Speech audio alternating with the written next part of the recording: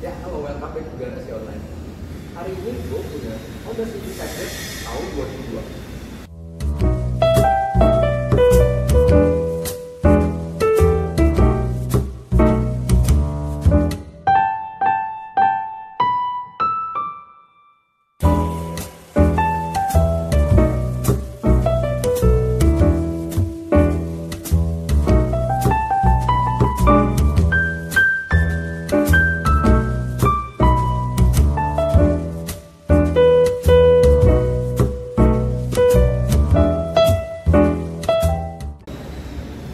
Oke, jadi Honda City itu keluar di Indonesia pertama kali di tahun 96. Tapi kalau di luar negeri, di Jepang sendiri itu dari tahun 91 ya masalah. Nah, di Indonesia ini baru keluar tahun 96. Terus dia mengalami facelift di tahun 2000. Jadi yang tahun 96 itu dia modelnya karburator 1300 cc. Nah, terus di tahun 2000 sampai 2003 dia modelnya begini. Nah, yang City Patriot ini dia ada dua pilihan. Honda City Patriot yang kayak gini, ada juga Honda City Patriot Persona. Bedanya kalau yang Persona itu belakangnya copol, sedangkan kalau yang City Patriot ini dia belakangnya cakram. Bedanya sih di situ aja. Nah, terus kalau untuk pilihan transmisi dia ada manual, ada juga otomatis gitu. Nah, terus juga Honda City Patriot ini dari tahun 2000 sampai 2002 interiornya warnanya abu-abu hitam. Terus ada facelift di bagian dashboardnya itu dari 2002 sampai 2003. Itu singkat aja, jadi 2002 akhir sampai 2003 sebelum City IDSI. Dia warnanya beige gitu. Jadi karena tahun yang singkat itu dia jadi ada agak sedikit rare dibandingin yang abu-abunya, karena yang abu-abunya itu agak lumayan banyak. Mobil ini sangat populer banget pada tahun ini. Ini keren banget. Nah, dia punya kompetitor itu adalah sistem Baleno. Baleno juga keluar dari tahun 96, terus ada facelift tahun 2000 yang Baleno Millennium yang lampunya bulat. Terus juga ada Soluna. Soluna dari tahun awal sampai akhir model gitu aja. Dan menurut gue yang model yang paling ganteng sih yang ini ya. Makanya dia laris pada zamannya. Dan mobil ini juga iritnya irit banget. Ini tuh sekitar 1:12 sampai 15 lah ya gitu. Jadi kemarin waktu gua beli mobil ini itu beli di daerah Kerawang itu setengah ke bawah. Terus habis itu gua pakai pulang ke Depok, muter-muter Jakarta itu baru turun hampir belum sampai Jadi ini mobil iritnya irit banget. Jadi ini adalah musuh dari bensin. Jadi bensin harga naik pun juga dia nggak masalah, dia bodo amat karena dia jarang pakai bensin. Nah, Honda City Patriot ini dikenal dengan Honda XX8. Nah, sebelum dia facelift ini dia lampunya agak kecilan dikit, terus miknya mega burem. Dan yang di bagian lampu belakangnya juga lampu burem, dan juga lampunya agak sedikit kecil. Model-modelnya jadi kayak Honda Cielo waktu perang paling luar tahun 98 gitu ya. Nah, sekarang kita bahas ada fitur apa aja nih di mobil tahun 2000-an kayak gini. Oke, kita bahas dari depan dulu ya. Untuk bagian depannya dia punya modelnya itu sedan banget, itu bagus dibandingin Honda City IDSI. Gue lebih suka ini karena dia modelnya itu lebih sedan, sedangkan kalau yang IDSI itu mewah tapi dia agak ngebulet-bulet, dia nggak terlalu sedan banget kalau menurut gue. Nah, terus dia ini lampunya ini udah kristal, terus bawahnya udah ada fog lamp kiri kanan. Nah, terus dia ada grill, di grill itu dia minimalis untuk begitu rumit, jadi dia nggak berlebihan. Jadi cuma ada base, sisanya ada garis lagi tidak warna hitam. Bagus menurut gue. Terus di sini ada kayak garis-garisnya itu kontur-konturnya, jadi nggak polos banget kayak. Dan ini jadi kelihatan manis. Terus juga kacanya lumayan landai dan lumayan gede. Nanti kita pakai kaca film warna hijau. Nah, sekarang kita lihat bagian sini ya.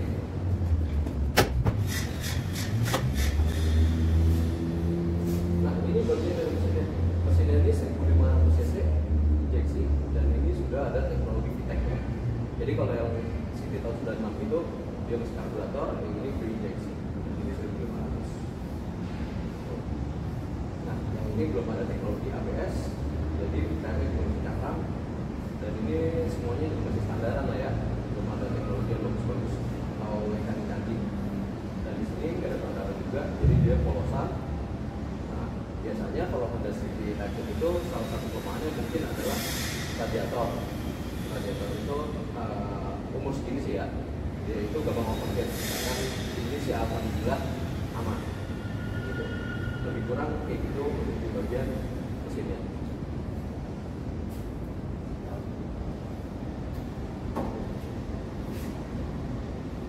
Nah, ini adalah velg yang kita pakai.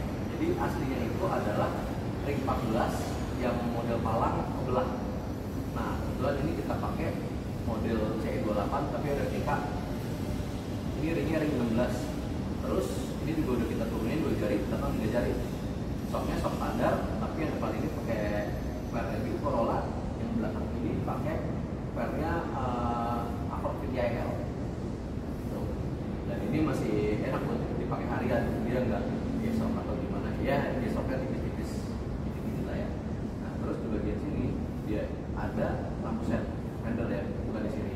Nah, kalau di sini spionnya ini bentuknya masih biasa, tapi dia udah elektrik. Nah, di bagian sini ada moldingnya warna putih ya, bukan yang warna yang plastik. Warna putih panjang sampai ke belakang. Kalau bagian fender pintunya dia masih udah togel. Nah, terus juga dia tuh bagusnya kayak tadi di bagian depan banyak turunan, tapi tipis-tipis, bukan banyak sih. Ada turunan tapi dikit-dikit, nggak banyak. Ini cuma buat aset doang aja. Yang tadi gue bilang katanya udah diganti pakai kaca mereka. Kalau antena dia modelnya masih tarik, masih diputar, bukan yang model-model yang kanan itu atau yang kaki. Nah, ini tadi gue bilang ini jadi pakai kakinya Accord. Ini kaki ada di kiri. Nah, terus di bagian belakang ini dia ada decoder sama ada capture. Jadi lampunya kayak ini bagian dalam sini. Oke, sekarang kita lanjut ke bagian belakang. Nah, ini dia bagian belakang dari Honda City Type-Z. Jadi lampunya ini kalau City yang pertama ya tahun 90 dan tahun 2000 dia membelah lampu doang, kecil dan modelnya yang tadi kayak gue bilang kayak Honda Accord Cielo yang pertama keluar tahun 98. Nah, yang ini dia modelnya udah gede dan juga lampunya lampu hitam. Nah, bentuknya ada aspektum tipis minimalis, beban yang nggak terlalu gede. Jadi ini bener-bener model proporsional banget menurut gue. Dan ini ada Type-Z tahun personal. Lampunya ada di sebelah kanan. Kalau sih kalau di bagian belakang kayak gini aja simple. Jadi nggak macam benar-benar simple aja. Jadi ini memang sedan banget harus. Nah, sekarang kita lihat bagian bagasi.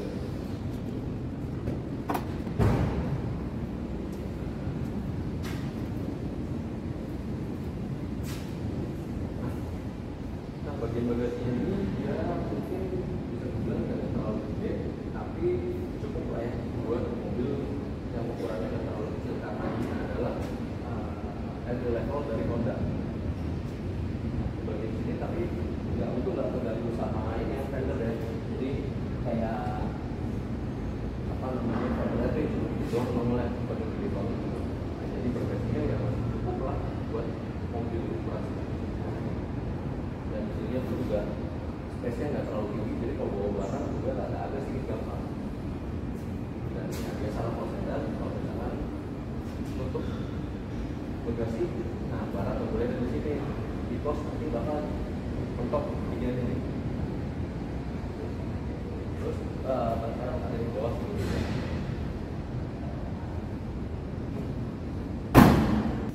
Ya, sekarang kita udah ada di dalam interior Honda City Type-Z 2002. Nah, ini yang tadi gue bilang. Dia sekarang warnanya beige. Sedangkan kalau yang tahun 2000 sampai 2002 awal dia warnanya abu-abu hitam.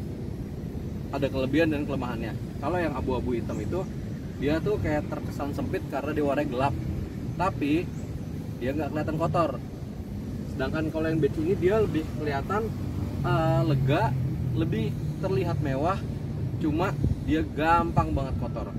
Jadi ini kemarin pas kita baru angkut, kita langsung cuci sofa, cuci jok semuanya, cuma emang udah bersih, cuma karena warnanya begini jadi tetap kelihatan kayak dekil gitu loh.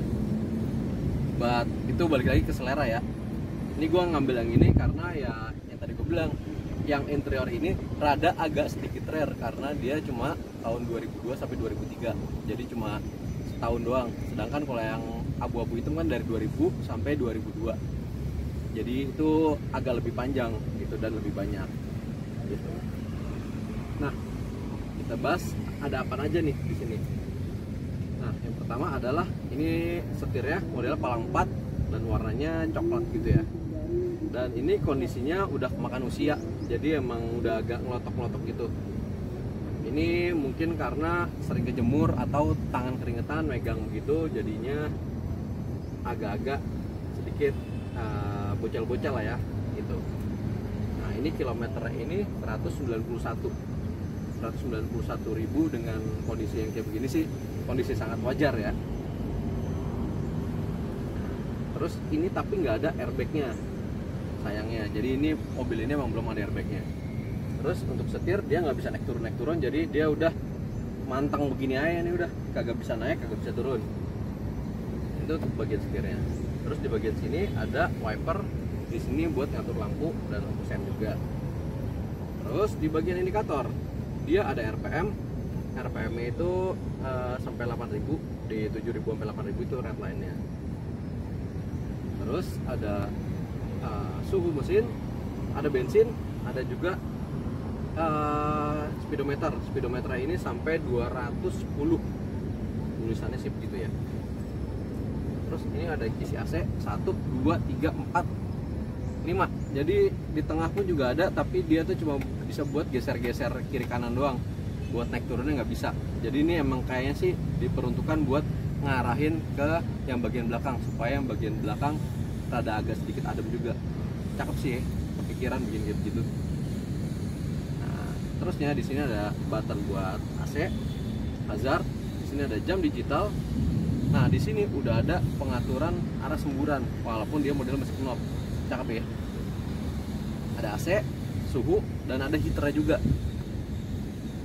Terus kalau untuk head unit dia modelnya single din. Ini kebetulan pakai Kenwood. Terus ada asbak, karena tahun segitu juga perokok masih dapat fasilitas nih. Terus di sini ada lighter, ada tempat kecil kayak buat naruh handphone, jadi kalau ngecharge handphone taruh sini. Terus ada tempat koin-koin kecil-kecil gini-gini nih buat naruh receh-recehan nih, gope-gopean. Nah, terus di bagian sini ada transmisi otomatis. Jadi ada otomatis, ada manual. Kebetulan yang punya kita ini yang otomatis. Nah, di sini ada handbrake dan juga di sini ada armrestnya, armrest yang bisa jadi laci juga gitu. Walaupun kecil, cuma ini sangat membantu ya. Jadi kalau buat nyetir masih bisa agak miring dikit gini. Nah, terusnya untuk yang dash diff ini ya, dia selain warnanya begini, warnanya jadi beige, dia udah punya cup holder. Jadi di bagian sini sama situ dia udah ada cup holder. Tadinya kan cuma ada door pocket doang tuh, yang warna hitam abu-abu itu. Nah, yang warna beige ini dia punya ginian. Terus ada speaker, ada buat bukaan mesin, bukan di bawahnya ini ada bukaan buat bagasi sama tangki bensin. Nah, di sini ada pengaturan electric mirror, terus juga ada defogger sama buat fog lamp. Nah, terus di bagian bawahnya sini ada tempat laci kebuka kecil. Ini cukup membantu sih, kayak buat naruh-naruh apa kayak gitu, dompet atau dompet-dompet kecil lah ya, atau receh-recehan. Nah, terus juga yang gue bingung kenapa dia lacinya ini warnanya harus coklat agak kuning gini. Gue pikir ini kayak dicat atau diganti, tapi pas gue cari tahu nggak taunya emang dia warnanya begini nih. Semua city typeset yang warnanya beige ini dia kayak begini. Aneh sih, tapi ya udahlah ya. Nah, ini tadi joknya ini dia busa support sampingnya agak lumayan tebelan. Terus dia motifnya itu motif apa namanya, garis-garis miring gitu. Ini mungkin kalau warnanya mirip sama Honda City IDSi kali ya, yang warna beige begini. Nah, terus di bagian sininya dia ada buat apa namanya, power window dan juga window locknya. Terus di bagian atasnya ini dia ada sun visor yang ada kacanya. Nah, kiri kanan ada kaca tapi nggak ada tutupnya, nggak ada lampunya. Ya lumayan lah buat mobil entry level atau gini. Terus di sini nggak ada night and day ya, jadi cuma tangkai sama spion doang. Terus kalau buat posisi nyetir sih, walaupun dia nggak bisa diatur naik turun, menurut gue sih masih enak ya.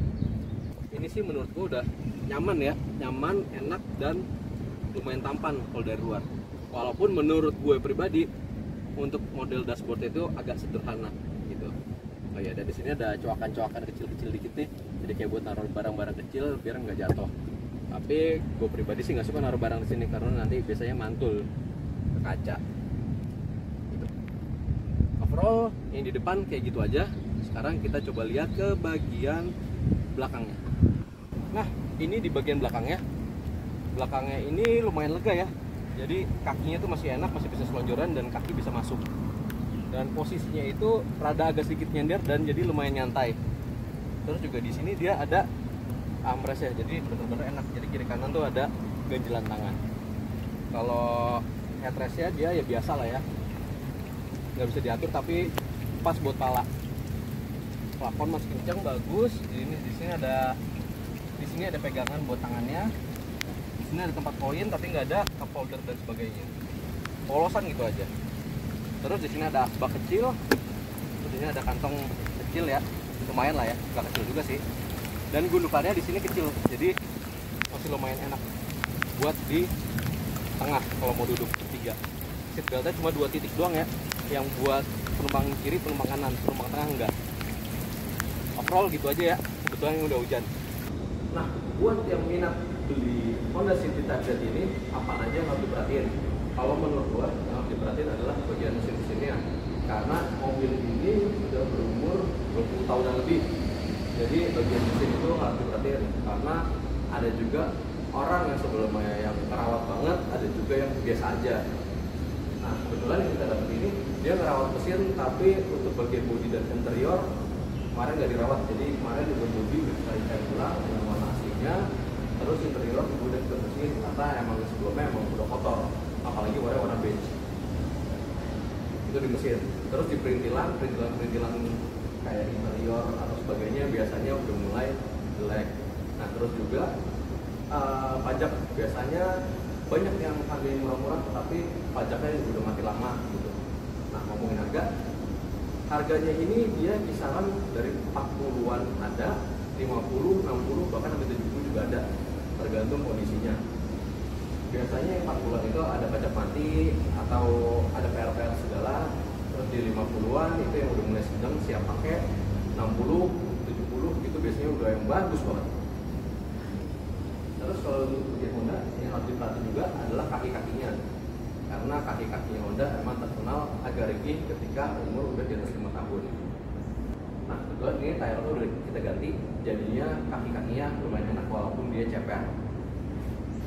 Terus berikutnya yang kayak tadi gue bilang pertama, radiatornya juga harus diperhatiin karena mobil umur segini rentan overheat takutnya. Terus sisanya sih ya perintilan biasa penyakit mobil pada umumnya. Nah, kebetulan mobil ini habis kita beli, kita review, habis itu biasanya kita jual lagi. Jadi kalau yang minat bisa langsung DM ke Instagram @garasionline. Oke, segitu aja dari gue. Jangan lupa like, subscribe, dan komen.